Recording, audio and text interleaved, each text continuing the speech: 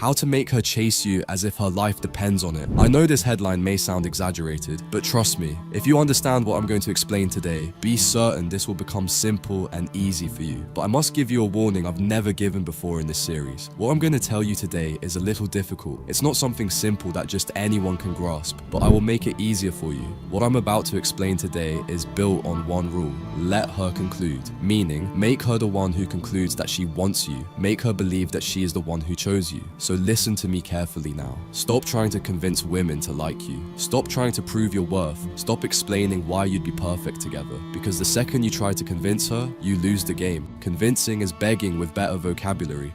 It's persuasion dripping in desperation, and women can smell that from miles away. When you explain, you transfer power. When you try to prove, you confess lack. You think you're showing her confidence, but what you're really showing her is need. Brother, remember this forever. Attraction doesn't grow through logic, it grows through self-discovery. When a woman decides she likes you, it's not because of what you told her, it's because of what she felt while deciding it. And feelings born from her own conclusions are 10 times stronger than anything you could ever say. Years ago, I was talking to this girl who loved to argue. She'd test me constantly, challenge my ideas, mock my calmness, try to get a reaction.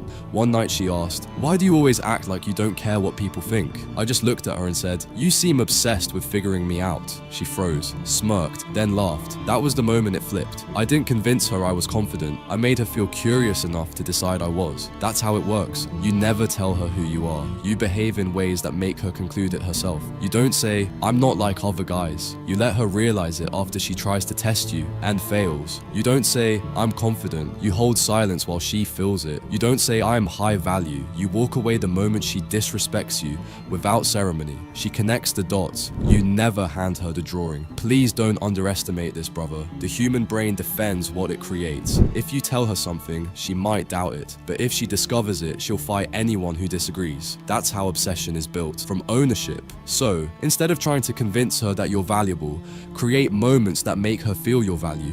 If you're calm when most men would react, she'll conclude you're composed. If you walk away when she expects you to chase, she'll conclude you have abundance. If you laugh when she tries to test you, she'll conclude you can't be shaken. And the best part? She'll think those were her own realizations. Let her believe she discovered you. Let her think she figured you out. Let her convince herself. Because when she decides you're the one, not because you told her, but because she felt it, her ego will protect that decision like her life depends on it. That's when she starts chasing. You become the exception she can't let go of. So the question here is, how do you do that? How do you make her convince herself that you're the right one for her? Before I explain the practical side and how to actually do it, let me first explain a concept that you must understand: self-generated desire. This is something I've already explained to you many times in the How to Attract Women series, so I'll go over it quickly. The more a woman works for your attention, the more she values it. That's not luck, that's human wiring. We never desire what we fully understand. We crave what keeps us questioning. When she texts, waits, overthinks,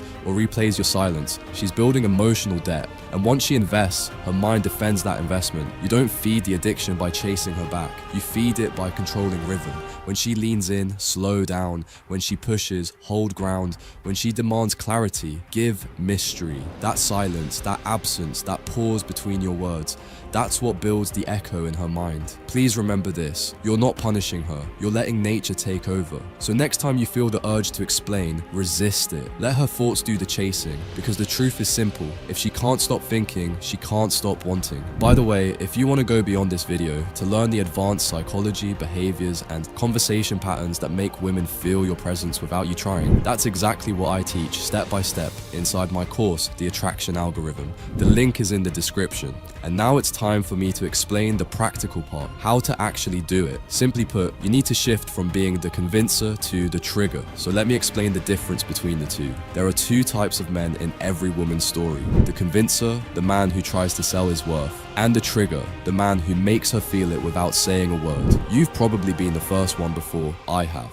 The convincer is the man who talks too much. He explains why he's a good guy. He tells her about his ambitions, his loyalty, his plans, his values, all noble things. But every word, no matter how confident it sounds, leaks one message: please believe me. And women don't fall for what you make them believe. They fall for what they can't explain. I'll never forget that night. A few years ago, I was at a bar with a friend, both of us talking to two girls. This time, he was the trigger. He sat there relaxed, barely saying much, just watching. I, on the other hand, went full convincer mode, talking about my work, my gym progress, the places I had traveled, even the books that changed my mindset. Every sentence was calculated, every joke well-timed. I thought I was absolutely killing it, but as the conversation went on, something strange happened. The girl I was talking to started losing focus and slowly turned toward my friend. She looked at him, smiled, and said, "You're quiet. What's your deal?" That's when it hit me hard. The more I tried to impress, the more I looked like every other guy doing the same. He didn't try to be interesting, and that's exactly what made him intriguing. The convincer creates clarity. The trigger creates curiosity. One says, "Here's who I am." The other says, "Figure me out." Guess which one keeps her mind awake at night? When you explain yourself, you close her loop. Her brain goes, "Ah, I get him," and moves on. When you stay unpredictable, when you smile at something she says but don't explain why, when you listen instead of bragging, when you pause before answering, her brain stays open. It keeps searching. That searching turns into thinking. That thinking turns into missing. You don't win attraction by filling the silence. You win it by owning it. Please try this the next time you talk to a woman. When she asks a question meant to make you prove yourself, don't. If she says, "Why are you single?" don't tell her a life story. Just smile and say, "Maybe I'm not." If she asks, "What do you do?" tell her, "I make people curious." Then stop. Let the tension hang. Let her imagination fill in the blanks. That's how you turn from convincer to trigger.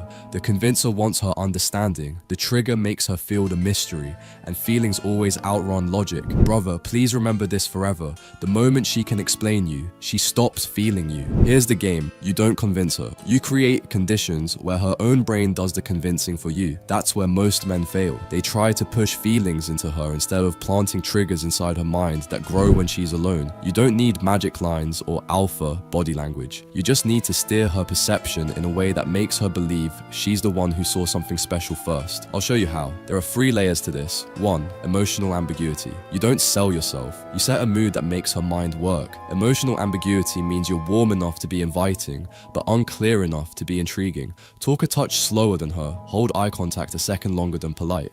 Keep your body open, shoulders relaxed, chin slightly down. When she fishes for labels, you're confident, you're trouble, you're sweet. Don't accept the frame. Give her a soft curve. Sometimes, that single word opens a loop and forces her to keep reading you. Replace flat validation with textured curiosity.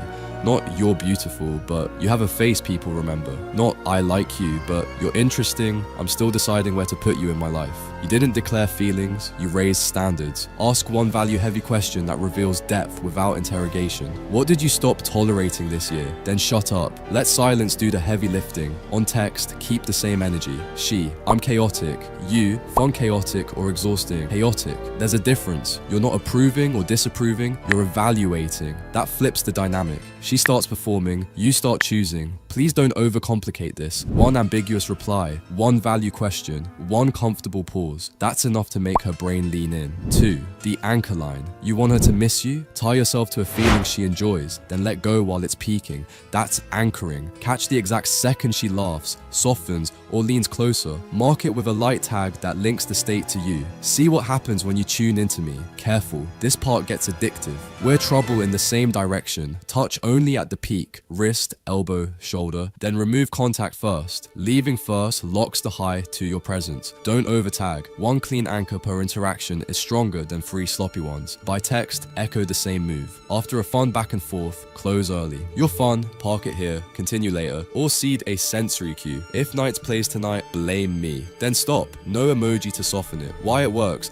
the nervous system files you on the source of that state. Later when the cue appears, song, phrase, vibe, the state replays, and with it, your image. Practical calibration. If she's reserved, use lighter anchors. You're easy to talk to, save the rest. If she's fiery, sharpen it. Behave. I'm not responsible for your addiction. Please don't spam anchors. Repetition without peaks feels fake. Aim for precision. One peak, one tag, exit clean. 3. The absence loop. Unfinished moments stick. That's the loop. You create tension, then you leave space for her mind to resolve it. Mid-high, you step back on purpose. End the best laugh with "I'm leaving before it gets fun." Smile, light shoulder tap, and you're gone. Don't linger. Don't over-explain. Her brain will replay the unfinished scene, and replay is the root of missing. Use small cliffhangers, not drama, edges. Bookmark this. I'll tell you the rule later. We get banned from one coffee shop another time. Remind me to tell you the elevator story, then pivot topics or exit. On text, stop narrating your day. Reply when free and present, not trained. If she double texts, answer normally without explaining the gap. Explanation gives closure. Clean gaps create gravity. If she presses for certainty too soon, what are we? Don't slam the door or open it wide. Warmth plus delay. Enjoying you, let's earn the label. That line calms the heart but keeps the loop alive. Calibration matters. If she's anxious, shorten the gap but keep the edges. If she's complacent, lengthen the gap, tighten your exits. One warning, absence is powerful only when presence is rich. If your presence is dull, distance feels like neglect. Here's the science behind it. The Zeigarnik effect. Unfinished emotional loops stick in memory longer than complete ones. When you leave at the peak, she stays in the story. Please remember this, brother. You're not manipulating her feelings. You're creating frames of energy that her mind naturally completes. It's how attraction is supposed to work. Subtle, invisible, self-generated. So the next time you're with her, I want you to try this. Keep your tone calm, your eyes slow, and your words slightly suggestive but never clear. Say less, but let every sentence carry an echo. And when she starts leaning closer, stop, smile, leave her mid-sentence, then watch what happens over the next few days. She won't just think of you, she'll finish you in her head. Because when you use this right, she won't even know what happened. She'll just feel it. This was The Dark Needle. I love you. See you in the next one.